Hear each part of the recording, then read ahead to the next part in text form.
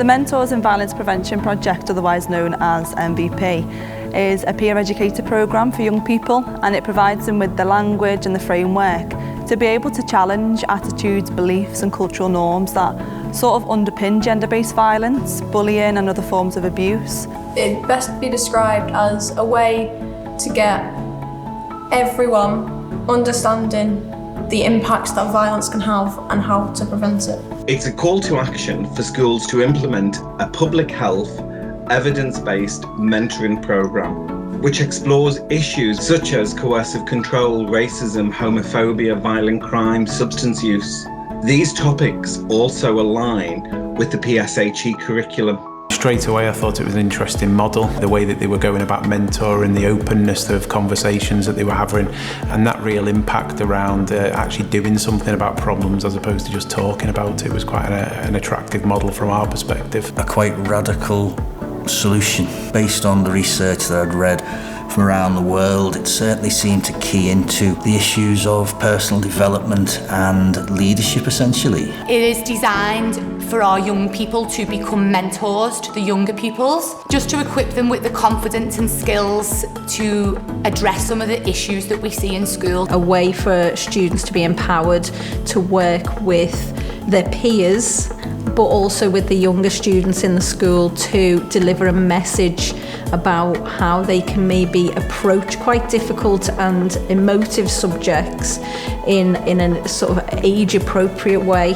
and hear it from somebody who isn't an adult. So emerging findings from our evaluation have suggested very positive perceptions of the programme so far. When we talk to mentors, they've particularly enjoyed the subject content of the programme, and critically, findings from our evaluation have suggested significant changes in mentors' attitudes and knowledge of the bystander approach to violence prevention. So a great thing that we have done across the Merseyside footprint is to ensure each of those topics also explores mental health, whether that be in the promotion of mental health or exploring some of the issues which cause distress, such as anxiety, low mood, while seeking to build resilience. Today we had a MVP lesson and we talked about being left out and being alone and how to solve that. The main things I take from the sessions I had with the MVP are that people shouldn't be left out and shouldn't be criticised for who they are and how they look.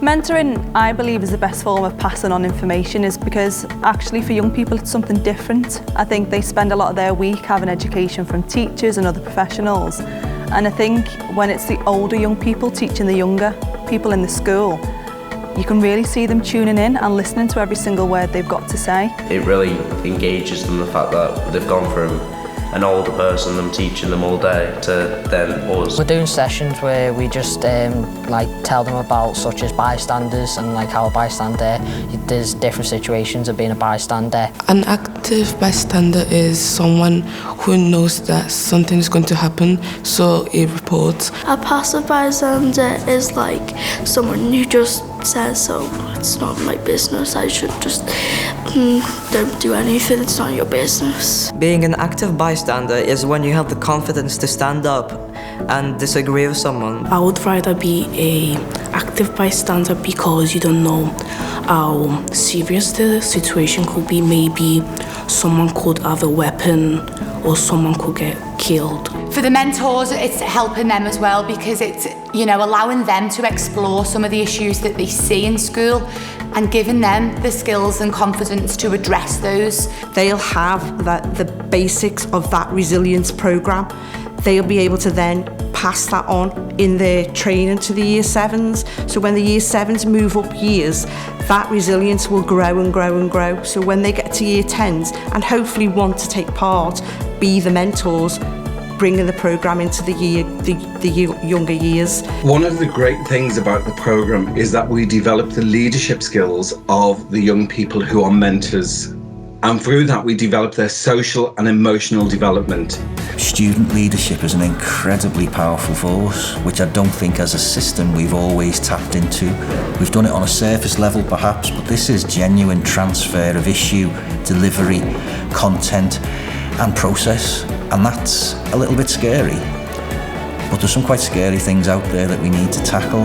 For me, I think this is really invaluable because it's very different. It is actually giving the students the skills, giving the students the time, and really saying that you are valuable, and the answer in solving this problem isn't necessarily going to come from us as the adults. You are part of the solution to the challenges that we've got going forward. It's like a puzzle. It's like a puzzle. Instead of fighting it, you need to solve it.